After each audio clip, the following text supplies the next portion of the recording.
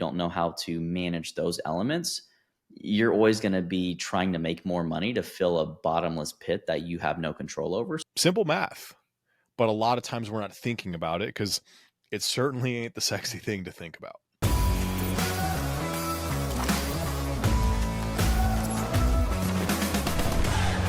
Well, yeah, dude. Jumping back in here, we're moving our last one we chatted about our cost to acquire. Now we're going to talk about our cost to fulfill. On the heels of our acquisition side of the house, it's actually going to be fairly similar, some differences here, but it's not going to be a mind-blowing conversation like our cost to acquire one was. And yes, I know for some of you, you're like, how is talking about numbers in business mind-blowing?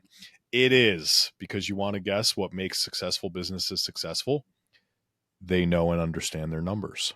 So welcome back to Beyond the Pump, where we break down the business of fitness and nutrition. How you doing today, Andrew? Same as last time. Same as last time.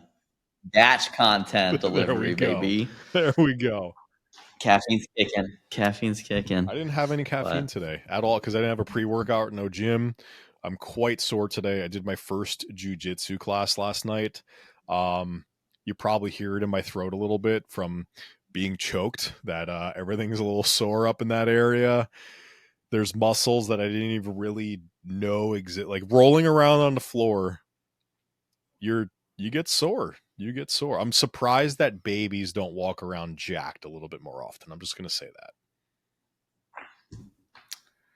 I mean, if you think about who grows muscle the fastest, probably babies. Yeah.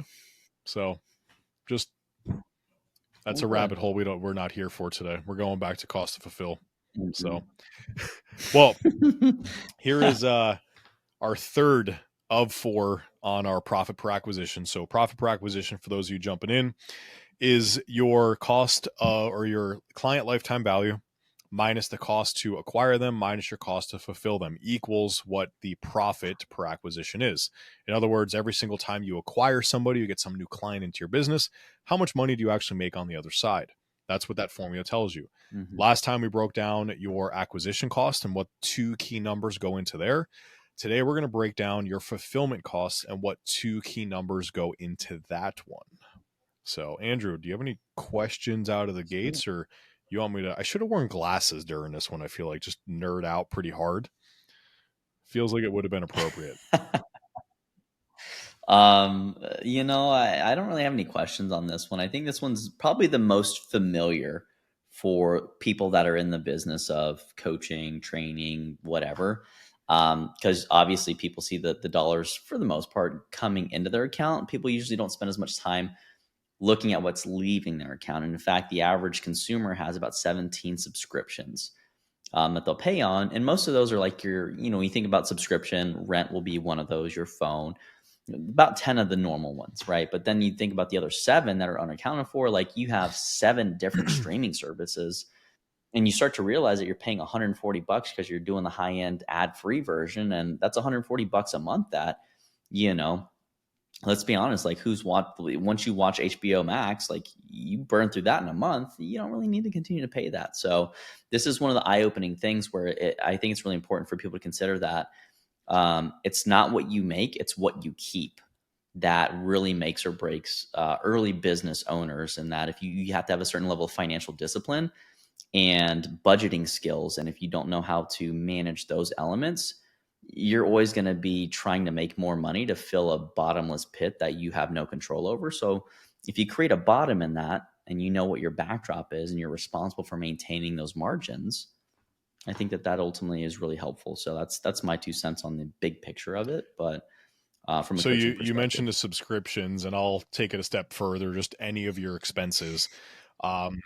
I suggest every business owner twice per year rips apart their QuickBooks, which I'm assuming you're using QuickBooks to track your expenses. We'll have a conversation separately about that. But you rip apart your QuickBooks or your bank account and understand pretty much every single dollar that has come in and come out. I suggest you do it in Q1 and Q3. I'll give you the reasons why. So if you have all of these subscriptions and some of which you're no longer using, you're throwing money away. And typically it's like, who cares? It's $20, $30. Like, what's the motivation? Well, over the course of the year, $30 adds up to $360. You have 10 things that are all $30 a month. That's $3,600. That's substantial. That adds up. That's a couple of car payments. That's a couple of phone. That's more than a year's worth of phone bill payments. Like, there's a lot in there. So I get the one $30 thing doesn't matter, but multiple $30 things do. So here's the thing that I would say. When you close out your year prior, you're thinking about your taxes, you're dealing with all that crap, you're already in your expenses in Q1.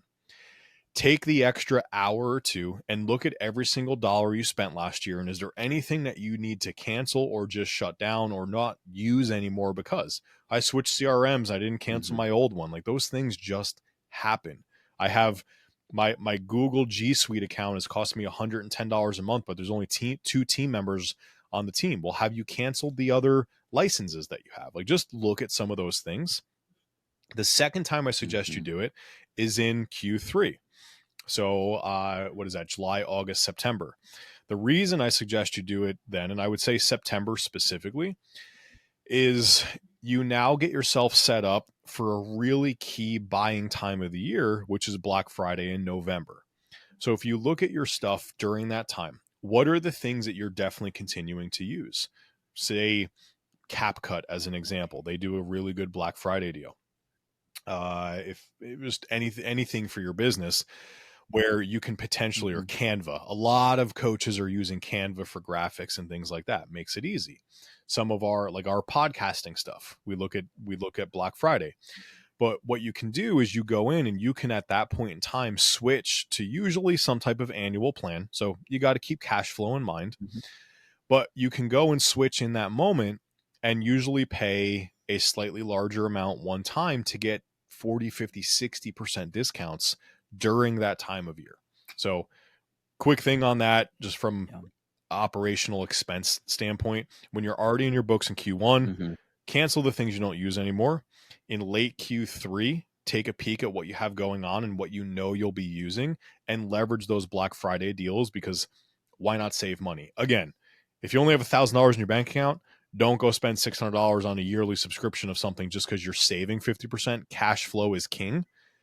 But if you have the means, go save that money because it just makes sense. And if it makes sense, it makes dollars. So all of that to say, our fulfillment costs, profit per acquisition model tells us that our lifetime value minus our acquisition minus our fulfillment is how we can calculate how much we're actually making every single time we acquire a consumer. We spoke about in the last episode on your acquisition side. This time it's fulfillment. Anything fulfillment is going to effectively be any remaining expense in your business. And yes, you as a business owner, as it pertains to profit per acquisition, are an expense. So keep that in mind.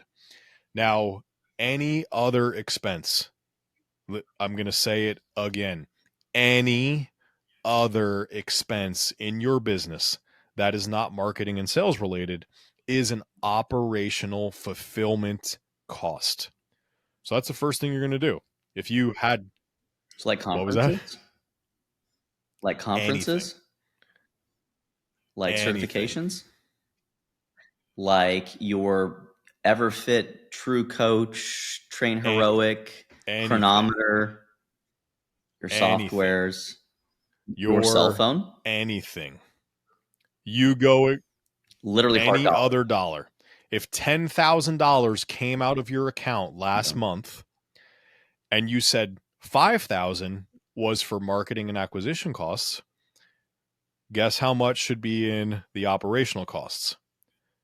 10 minus 5 equals 5. Okay. What? It is witchcraft. So any expense, in other words, if you go in and you add up how much you spent on acquisition and how much you spent on marketing, you add those together, that should equal the number of dollars and cents that came out of your bank account in that same time frame. I'm talking about last month because that's the common way we do it. So all of those other expenses are in there. That's how much we spent on fulfillment. We take that number and we now need to understand how many people did I spend time fulfilling upon? And at the end of the day, your cost to acquire is going to resemble a similar idea of your cost to fulfill per person in a time frame. Now, here's the one thing about fulfillment that can get a little bit tricky. Cost to acquire is a one-time thing. Your cost to fulfill is going to be a little bit of kind of witchcraft because you have that monthly. So what we want to look at and what we'd like to see is you want to be able to do both numbers. What is my monthly cost to fulfill per client? Simple math. If you have 10 clients and you spent $10,000 on fulfillment, it costs you $1,000 per client to fulfill on them. I'm telling you, $1,000 is outrageously high. It should not be that number. But Mm-hmm. sometimes you're going to look at Mm-hmm. this information and be like, oh, wow, it is that high. Well, you're probably spending money on things you shouldn't be spending money on at that point in time. If you don't have a team, that number should be well below $100. If you have a team, that number should probably not be higher than 150 to 200, the absolute max. Mm-hmm. If you're doing super high level concierge coaching and you're paying your coaches $200, $300, $400 a month, and you're sending people, labs, and you're working on supplements and vitamins and all these things, it might go higher. But I'm going to assume that right now your cost to fulfill should be somewhere in the no team, $100 or less, with a team, $300 or less. And that's a very generalized number. Yeah. Well, one thing to contribute on that real quick is that you should also, as you're figuring these numbers out, factor yourself in the way that you would pay a coach, because it'll just help you start to wrap your brain around when you do need help, should you grow that large and that's where you want to go. Like now you already have it budgeted for that. You just take yourself out and plug another coach in. So I like to tell people to start doing that early, and treat yourself like an employee. Just like if you're spending 50% of your time on your marketing and acquisition efforts and you're spending 50% of your time on fulfillment, then however much you're paying, take half of it and apply that towards your fulfillment. Because guess what? If your profit at the end of this math formula ends up being zero, but you're technically taking home money because you're going ahead and contributing what you pay yourself to the formula, which sometimes people don't, you're in a situation where if and when you hire somebody and they do some of the work you've been doing, the money you pay yourself has to go down. Or flip side, let's say your profit is, hey, every single time, every client I acquire, I make a profit of $500. Cool. Well, now you can spend up to $500 per client in profit to hire a team, and you can still pay yourself and take home the same amount of money that you wanted. And there's nuances, right? If you're sitting here, I pay myself $4,000 a month and I take home every level of profit, like you got to keep that stuff in mind. But there's an assumed base salary that we're kind of thinking about here. Every situation is a bit unique and everybody structures their books. And are they on payroll? Are they taking, cash withdrawals? Like what does all that stuff look like? Obviously your taxes, your accountants, all those people are going to help you with those things. But you just ultimately want to know with what you're paying yourself normally, what does it look like? And you now start to get a barometer of should I hire? What'll it look like financially after I hire? Assuming all the numbers stay the same. And that's probably a bad assumption. The numbers will change, hopefully in your favor, but they can change, right? So if you're making only $100 in profit and you're paying somebody $100 in profit, the moment something takes a little bit of a hit, guess where that comes out? Whatever salary you're attributing to yourself. So you just want to be cognizant of these things. Yeah. Well, and there's also a lot of hidden costs that people forget about as well. Because you mentioned the accountant, and that's something that might be a once a year expense that people don't really factor in.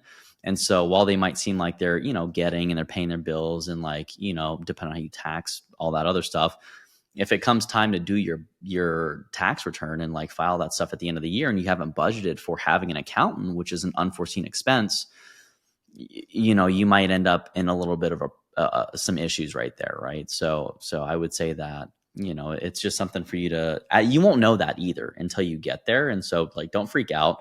Most of this stuff, if it's a pretty small operation, you can probably figure out and absorb some of those costs. But I would say that most people, if you're looking to be a coach for a career, you want to probably keep your day job for about a year to understand what the consumer cycle is. And that's just a conservative way.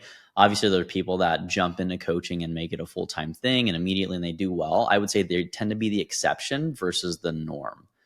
As soon as you start putting a lot of financial pressure on yourself because your cost to fulfill is drastically like crazy, most people don't really have like a significant cost to acquire up front because they're not doing ads, they're not doing all these things. It's really just their time and effort.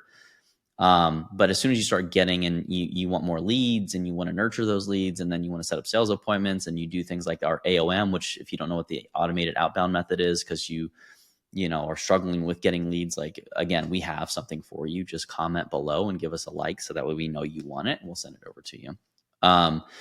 But like you just want to probably have some kind of stability. Otherwise, you'll get really stressed out. The more stressed you are, the less creative you are. The less creative you are, the less fun you'll probably be. And the less fun you are, the less you'll stand out. And the more people probably don't want to be around you as much. And so those are the psychological effects of when you put yourself under a big nut that you can't fulfill. You know, it's just really unproductive stress for the most part. So I say, like, start small, coach a couple people on the side, and then, you know, as you get more money from that, then let that kind of control. And let's say you don't take home a single dollar your first year, but now you have a very robust system. You have an automated outbound method where you have consistent lead flow.